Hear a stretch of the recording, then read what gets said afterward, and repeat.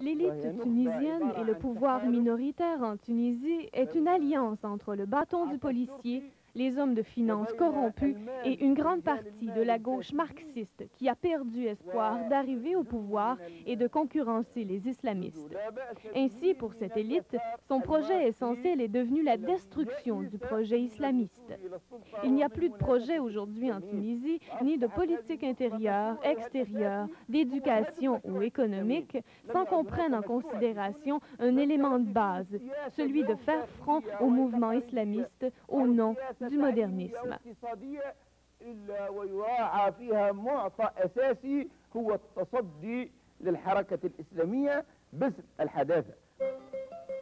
L'entourage et la famille du président sont corrompus.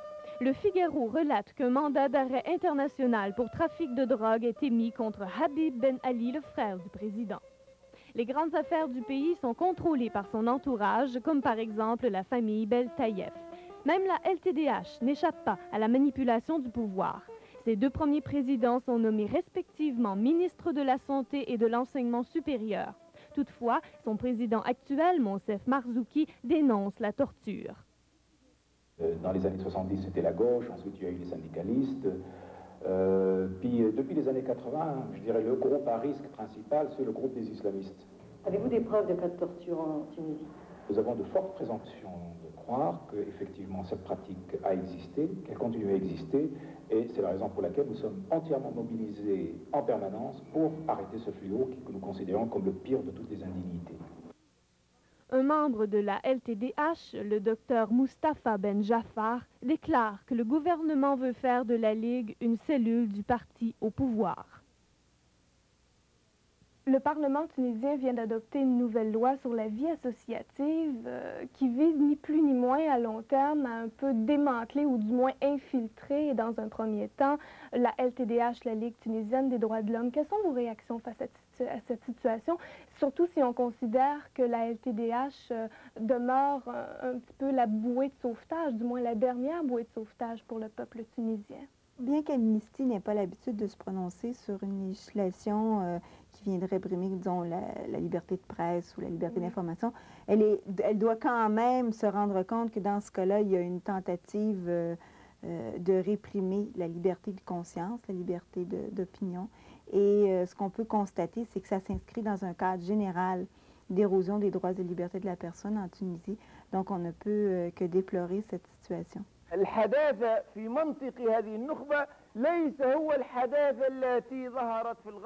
modernisme dans le raisonnement de cette élite n'est pas le modernisme qui est apparu en Occident depuis 2 ou 3 siècles. Si le modernisme qui est apparu en Occident est celui de faire front à tout ce qui enchaîne la pensée et les peuples, à cette alliance entre des régimes monarchiques, théocrates et l'Église, si le modernisme et la laïcité en Occident a libéré la pensée et les peuples et a réalisé la société civile, industrielle, la démocratie et les droits de l'homme, eh bien, le modernisme, dans l'esprit de l'élite laïque extrémiste dans notre pays, est autre chose. Le modernisme veut dire dépouiller le peuple de son identité et de son étendue historique et couper ses relations avec son environnement arabe et islamique et essayer de le lier avec l'outre-mer.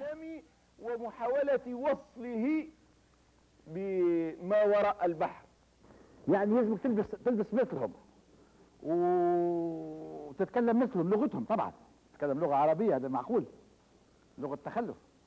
Il faut que tu t'habilles comme eux, que tu parles leur langue, bien sûr, pas l'arabe, ce n'est pas normal. C'est une langue arriérée. Et si ce n'était pas de la pudeur, ils te demanderaient d'aller à l'église comme eux le dimanche. C'est ça, le type humain occidentalisé.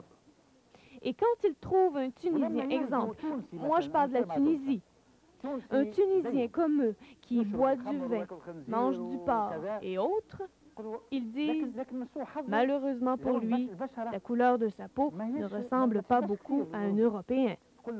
On lui dit, il nous ressemble. On dirait que c'est un Français. Il lui manque quelque chose.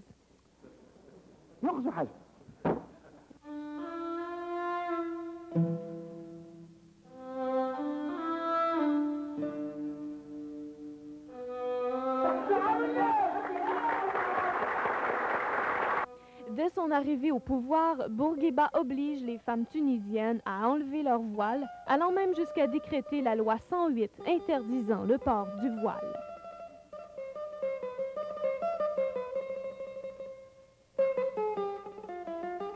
Vous-même, si on vous menacez de vous imposer le voile pour sortir dans la rue, si on vous imposait d'autoriser votre mari à épouser une deuxième, troisième et quatrième épouse dans votre maison, vous vous révolterez. Alors comprenez que les Tunisiens se révoltent contre ce genre de menaces. Pour la première fois dans l'histoire moderne de la Tunisie, plusieurs femmes sont même torturées pour avoir refusé de se soumettre aux lois du pouvoir. Parmi elles, Ouidad Larid, Zakia Chalfour et Madame Mohamed Etriki. Les femmes tunisiennes sont analphabètes pour la plupart et travaillent très dur dans les champs pendant que les hommes boivent le thé et jouent aux cartes chez le commerçant du coin. Dans le fond, le mouvement islamique n'a pas de problème au sujet de la femme. À l'origine de notre compréhension de l'islam, la vision envers la femme se base sur le principe de l'égalité entre l'homme et la femme, et c'est cela qui règle la vision de l'islam dans ce secteur. C'est pour cela que la femme n'est pas empêchée de savoir, mais c'est plutôt son devoir de participer aux préoccupations sociales, politiques et économiques de la société. Tout cela, l'islam ne le traduit pas à des droits, mais plutôt à des devoirs par lesquels la femme se rapproche de Dieu, pureté à lui.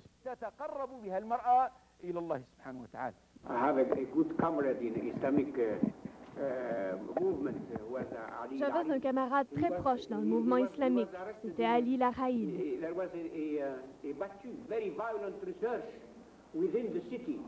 Il a été arrêté. Il y a eu une recherche dans la ville pour le trouver.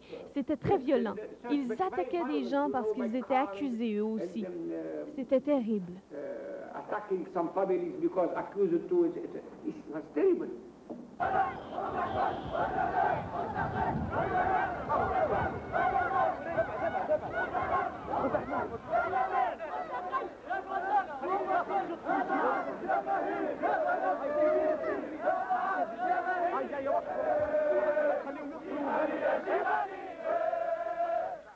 Les femmes tunisiennes participent massivement le 2 avril 1989 aux premières élections législatives et présidentielles depuis le changement du 7 novembre.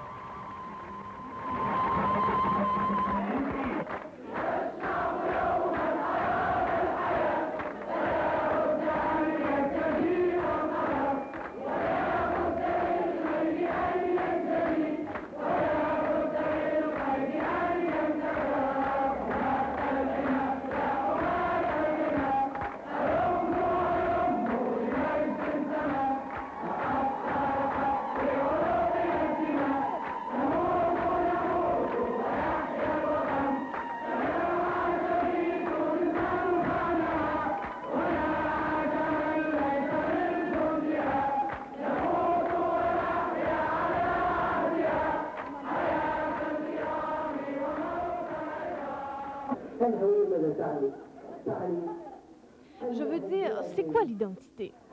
Ça veut dire que le peuple tunisien qui a vécu 14 siècles, et nous sommes au 15e siècle égir, ce peuple a joui d'un grand élément, d'un pilier qui l'a soutenu dans ce pays, qui l'a préservé et qui ne l'a pas exposé au vent, c'est l'islam.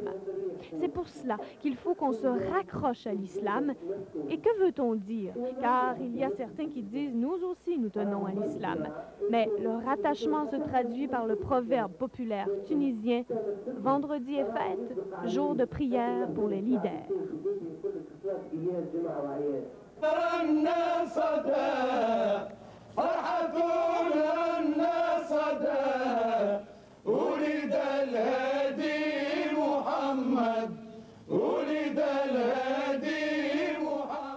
Pour les dirigeants au pouvoir, la religion n'est que folklorique et ne devrait se manifester que lors des grandes fêtes religieuses telles que les Aïds et le Ramadan. Les imams sont nommés par les cellules du parti et le grand mufti par le président. Le gouvernement va jusqu'à décider qui est croyant et qui ne l'est pas. Ils ont promulgué une fatwa officielle d'anathème d'Enhada. Ils l'ont diffusée à la radio, la télévision et dans les mosquées. Celui qui gouverne la Tunisie n'est-il pas un pape au sens du Moyen Âge? Il distribue les billets du paradis et avance les uns du paradis et éloigne les autres. Donc, M. Ben Ali a changé la Constitution et a voulu trouver une légitimité populaire. Le 2 avril 1989 ont eu lieu des élections présidentielles et législatives. M. Ben Ali a été seul candidat aux élections présidentielles. Seul. Il a été, entre guillemets, élu, parce qu'il a été publicité. Par combien? Par 99,27%. Heureusement qu'il s'est trouvé 70, 0,70% pour sauver quand même la liberté de choix des Tunisiens. Pour les élections législatives, il y a eu des partis qui se sont présentés, des partis légaux, et comme le parti de la Nahda, qui s'appelait à l'époque Mouvement de la tendance islamique, MTI, n'était pas légalisé, ce mouvement a encouragé des listes d'indépendants. Ces listes des indépendants, encouragées par la Nahda, ont eu une moyenne nationale de 17%, malgré le trafic, malgré le trucage. Et à Tunis et dans d'autres circonscriptions, les listes indépendantes, encouragées par la Nahda, ont eu 30%. Les autres partis légaux, additionnés ensemble, n'ont pas dépassé 4,5-5%. Bourguiba, qui a été évincé du pouvoir à cause de sa sénilité, est ramené à l'avant-scène le 2 avril 89 pour supporter l'actuel président qui l'avait renversé le 7 novembre 87. Hélas, ces élections sont falsifiées.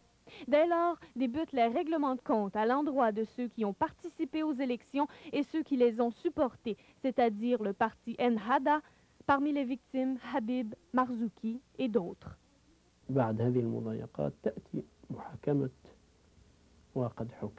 Après ces pressions, j'ai été jugé. On a dit que c'était pour avoir appartenu à une association non reconnue, mais en réalité, c'est la liquidation d'un adversaire, de tout un courant. Et j'ai passé plusieurs mois dans différentes prisons.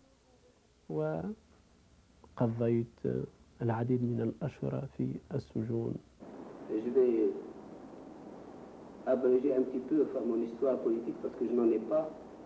Je vais la commencer, si vous voulez bien, à partir de 89. Parce que c'est là où j'ai commencé à agir sur le plan politique et à m'engager un petit peu.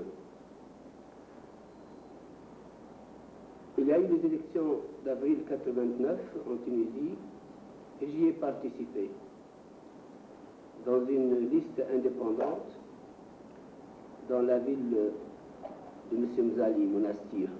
Et c'est pour cette raison qu'on ne s'est pas contenté de laisser mes enfants et ma femme en otage, mais on leur a attenté actuellement